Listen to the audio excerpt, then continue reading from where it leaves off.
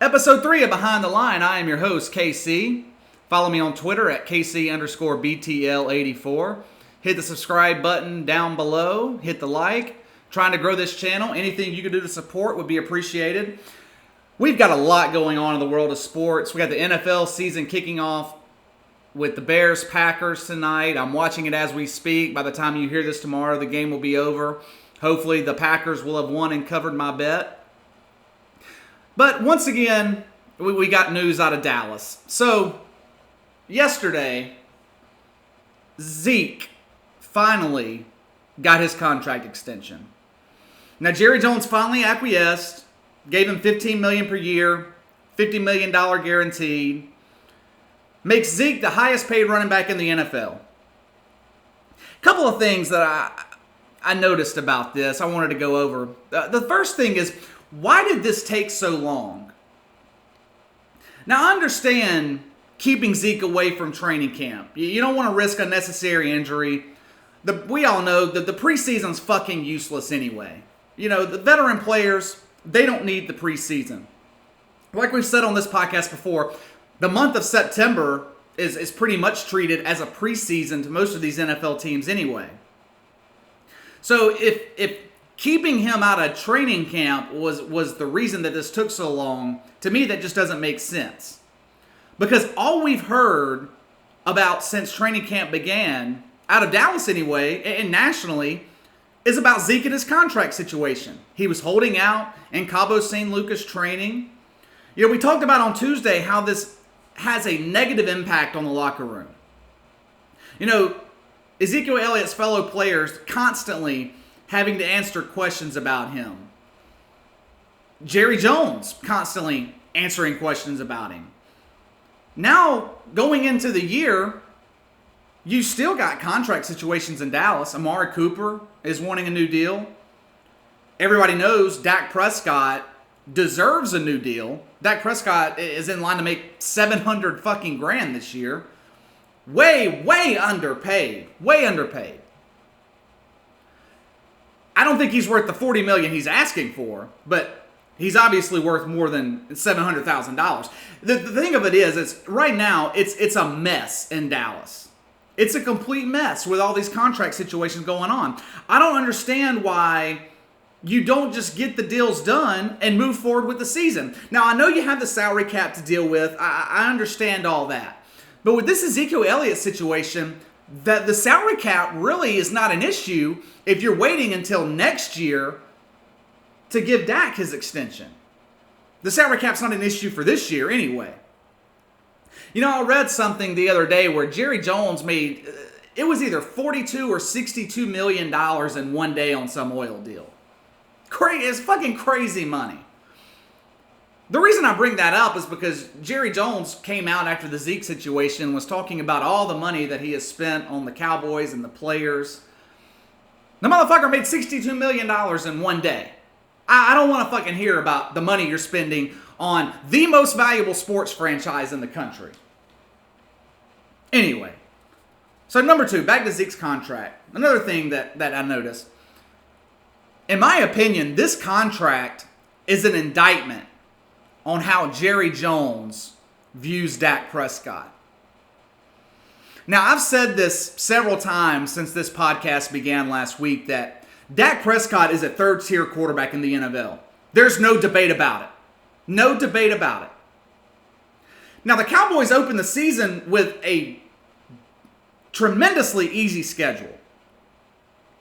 Yet, it seems like Jerry knew that without Zeke, they weren't going to come out of the month of September 3-1 or even 4-0.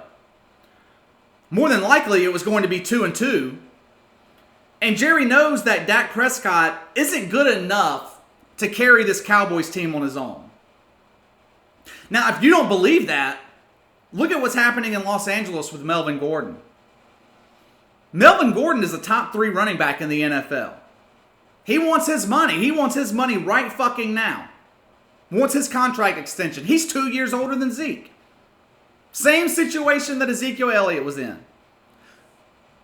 But the difference is the Chargers have Phillip Rivers under center and not Dak Prescott. The Chargers have a future Hall of Fame quarterback that is a proven winner in this league. Rivers is a top 10 quarterback in the NFL. Gordon's role on the offense, don't get me twisted when I say this, Gordon is instrumental to the Chargers offense. But his role is not as critical as Ezekiel Elliott's role is in Dallas. So what do the Chargers do? They call Gordon's bluff. They give him permission to go out and seek a trade, knowing damn fucking well that he isn't going anywhere in 2019. He's either going to play out his contract or he's going to set out the fucking season and not make a fucking dime. This last part, I found this really interesting. When the contract extension for Zeke was announced, the Dallas Cowboys Super Bowl odds did not change. Las Vegas right now has the odds for the Cowboys to win the Super Bowl at plus 2,100. So for you people that don't bet out there, what that pretty much means is you can put $100 on the Cowboys today. If they win the Super Bowl in February, they pay you out $2,800. Not a bad bet, you know, if you think the Cowboys are going to win the Super Bowl. Not going to fucking happen. You're just wasting $100. But why is that? Why have the Super Bowl odds not changed? I mean, I've been talking about how critical Zeke is to the Cowboys offense. You figure if Dallas brings them back into the fold, gives them an extension, that the Cowboys are going to be better off. The Super Bowl odds should go down. Now, it's true that Zeke is critical to the Cowboys offense. But that's because the Cowboys offense is pedestrian without Ezekiel Elliott. So with Elliott returning for week 1, you would figure the Dallas odds would improve.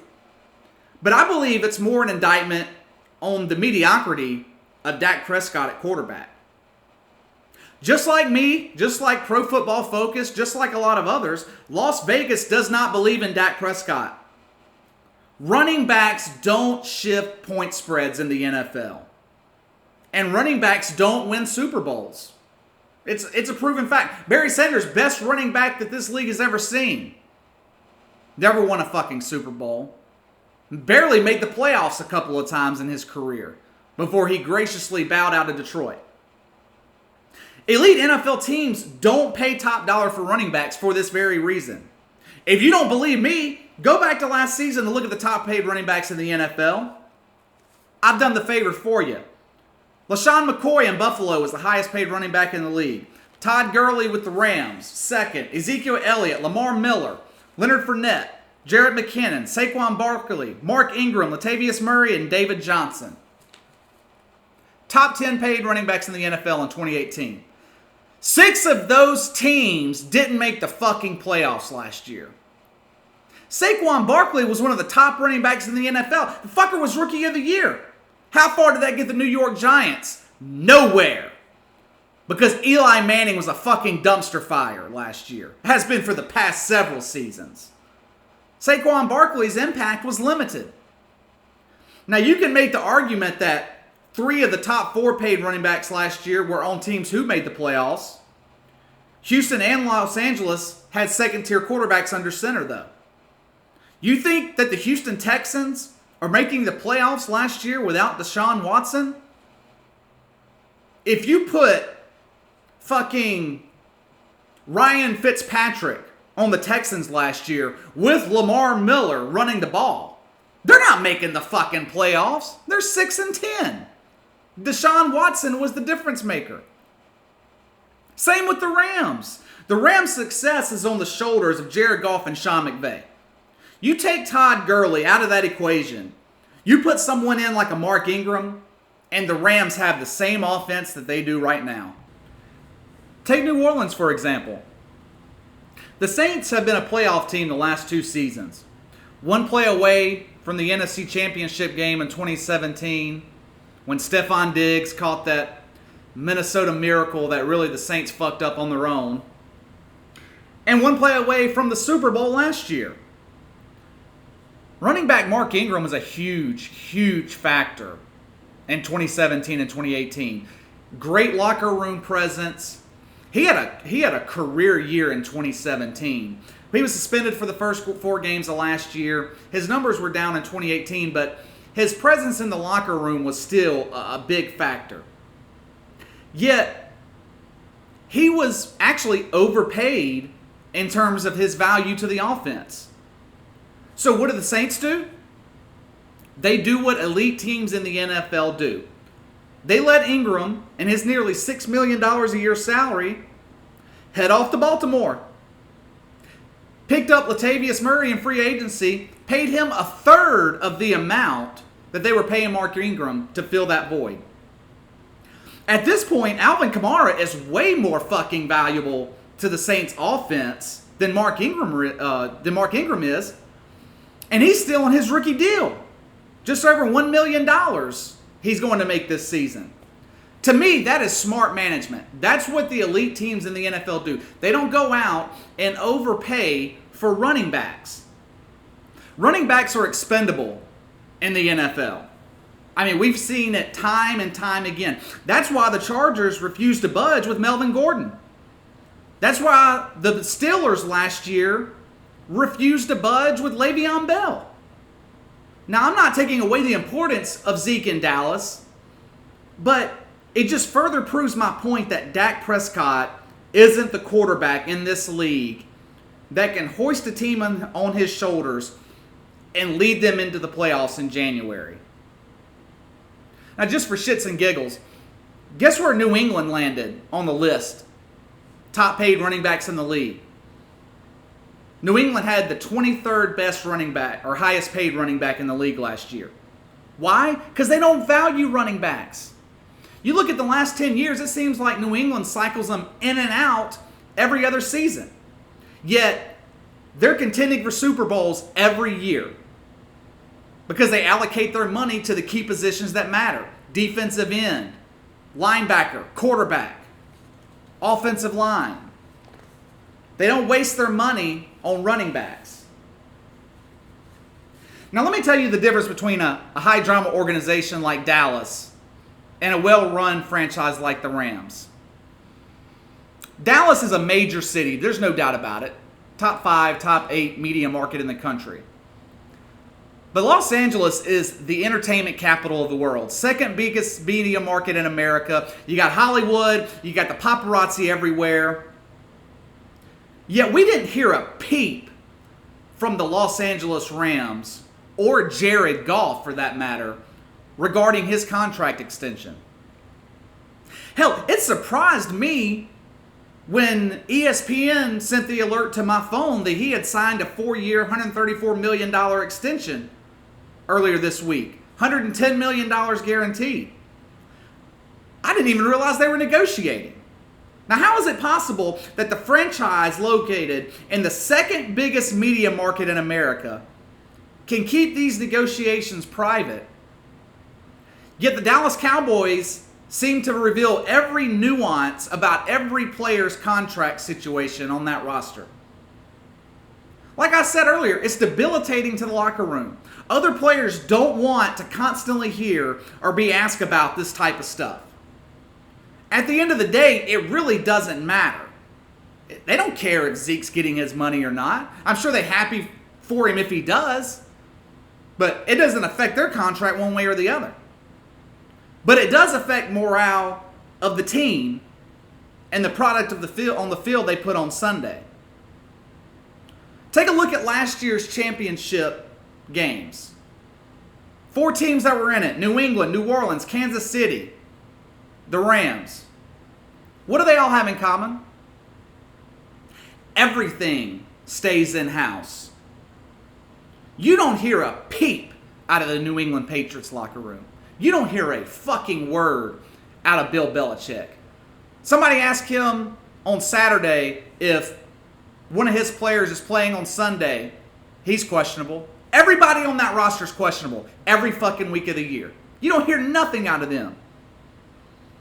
The Saints, when training camp began, had the whole Michael Thomas contract situation going on. They settled that shit with a fucking quickness. Because Sean Payton and them knew that dragging it out would ruin camp. Which is when the team is supposed to be building cohesiveness to go into the year. Now you take other teams like the Cleveland Browns, or the Cowboys for that matter, who, since I'm just jumping all over them right now. Always in the media. When a player fucking farts in Dallas, we hear about it. The Browns, they've been a disaster my entire life. Cowboys have been a disaster the last quarter century. And they also have another thing in common because both of those teams will be watching the playoffs from their fucking couch in January. Now, before I get to the college football bets for this week, I wanted to briefly touch on the Antonio Brown situation that's going on out in Oakland. Came out earlier today, this Thursday when I'm recording this, that the Raiders have fined Antonio Brown $54,000 since training camp began for various infractions.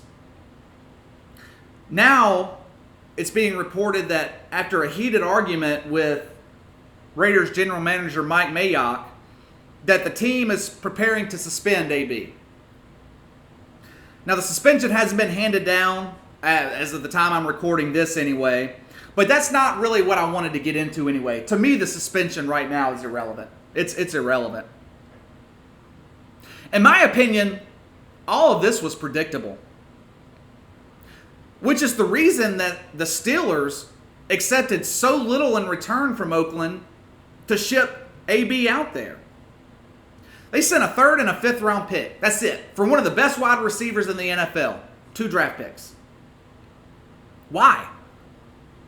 Well, because AB was a consistent cancer last season in the locker room. Now, Big Ben, him and Big Ben had all kind of sorts of fucking problems last year. The best quarterback wide receiver duo this league has seen perhaps ever. Couldn't get along. Now, Big Ben wasn't perfect by any stretch of the imagination. He had his fair share of fuck-ups. But an elite, high-maintenance quarterback is always going to be more important to a team than a diva wide receiver. We give much more leeway to guys like Big Ben. But you don't hear about him missing practices. He doesn't miss team meetings. Maybe, if he does, we don't hear about it. You know, Pittsburgh will be a playoff team this season. Oakland, even with Antonio Brown, Oakland was not making the playoffs.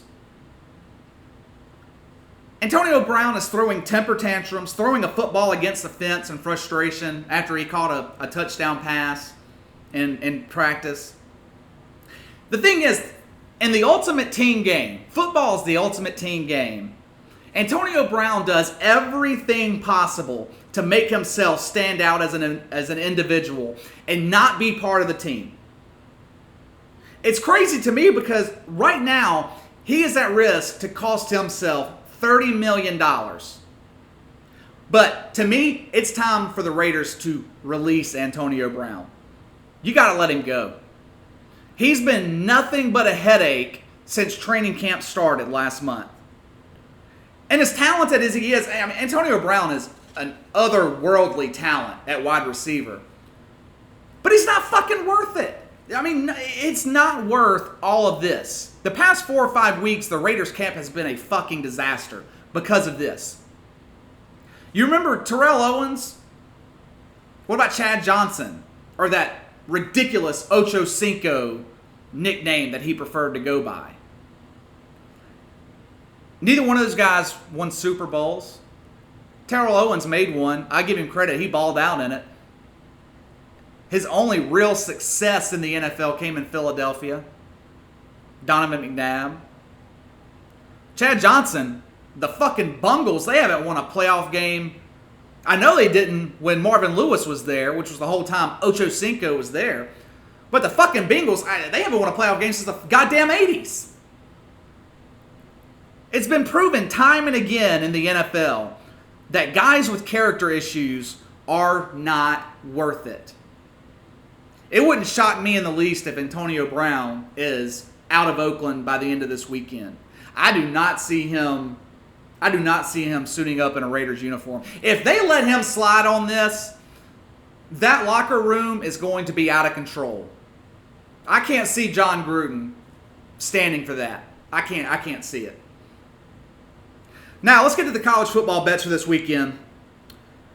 Much like last week, there's really not much to choose from this week in terms of marquee games in college football. We're still in September. This is still the hardest part of the season to bet. Hard to handicap these games when you have basically 1 week of a sample size to see what these teams have done. And 99% of the teams have played nobody so far this year. But here we go. Going to do it anyway. Texas A&M at Clemson. Clemson's minus 17.5. Now, if you bet Texas A&M last week when they played Texas State, then you ended up the day pissed off motherfucker. Texas A&M's up 41-0 and covering with 36 seconds to go, and they end up giving up a garbage touchdown late in the fourth quarter and blow the cover. Now, it's tough to gauge how good Texas A&M really is at this point in the season. I know they're ranked number 12. They certainly didn't let the look-ahead spot last week affect them, looking ahead to Clemson this week. That game with Texas State was pretty much over with by halftime, which it should have been. But to me, this game is more about Clemson and the size of this line. I was thoroughly unimpressed with Clemson last week. Now, you look at the score, yeah, they rolled Georgia Tech. It was like 52-14. It wasn't even fucking close. Easily covered the 36.5-point spread. However, Trevor Lawrence, quarterback at Clemson, he struggled bad against Georgia Tech. Worst I've seen him look. 13-23, 168 yards, 2 touchdowns, 2 interceptions. Clemson mainly had to rely on their running game, which they rushed for over 400 yards.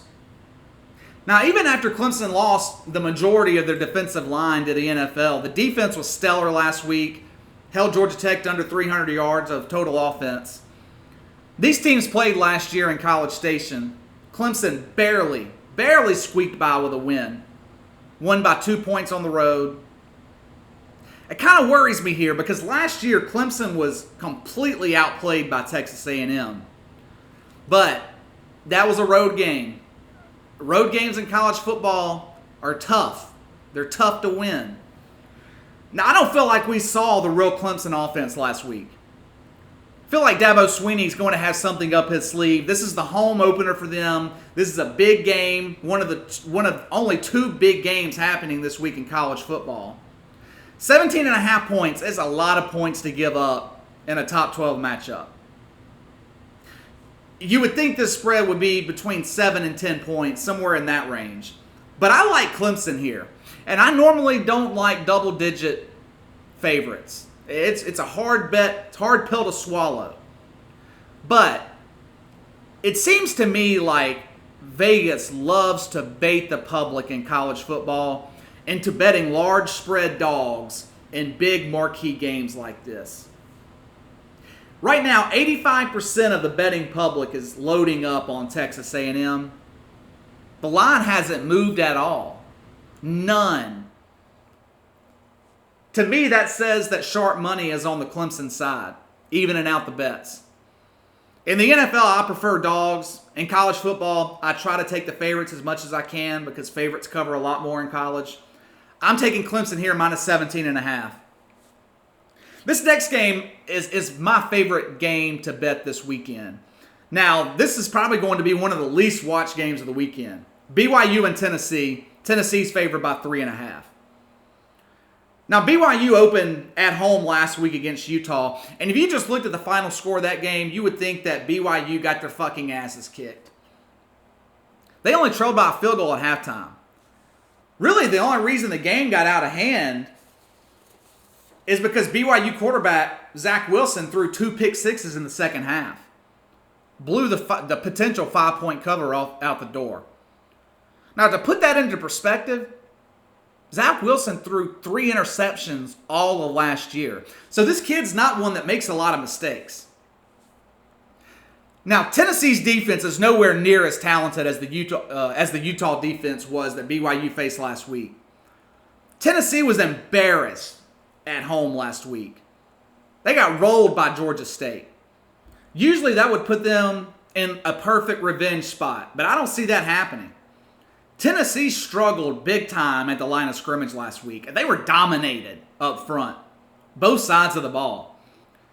If they couldn't control the line of scrimmage against Georgia State, How do you expect them to do so against a physical BYU team that likes to pound the ball offensively and just matched up pretty good with a talented Utah squad? You take away the 2 pick sixes last week, and BYU likely covers, like I said a second ago. I like the Cougars here actually to win this game on the road. I'm taking BYU plus 3.5. Last college game I'm going to bet this week, LSU at Texas. Current line, LSU minus 6.5. The line on this game has jumped dramatically. LSU originally opened up minus 3. Now, this is a completely different LSU team than we've seen in the past, mainly due to quarterback Joe Burrow. The Tigers opened the season running a spread offense, which is completely different than their usual boring, slow, plodding offensive attack. And it worked. LSU put up 55 points at home, easily covered the 27-point line last week. Now, something we are used to seeing is a tough, dominant LSU defense. That hasn't changed this year. LSU is expected to have one of the better defenses in college football. We can't really say the same about Texas on the defensive side. The Longhorns, they've got some talent on the offensive side of the ball. They looked good offensively last week. Defensively, they struggled against Louisiana Tech, in my opinion.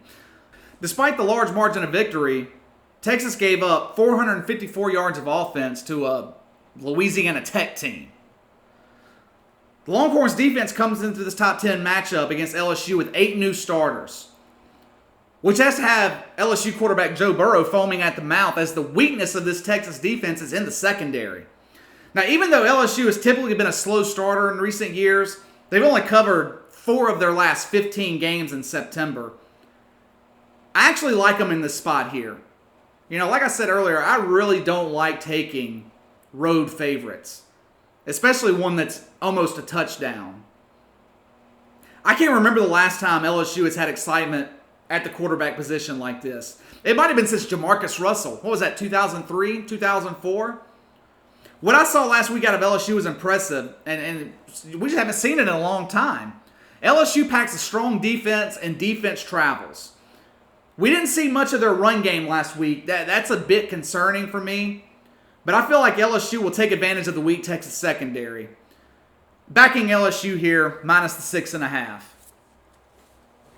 All right, guys, that's it. I will be back Saturday, probably around lunchtime, with my NFL bets of the week. It's the first time we're going to do that this year. Cannot fucking wait for NFL Sunday. If you like this video, click the like button below, click subscribe. I appreciate all the support. I will catch you on Saturday.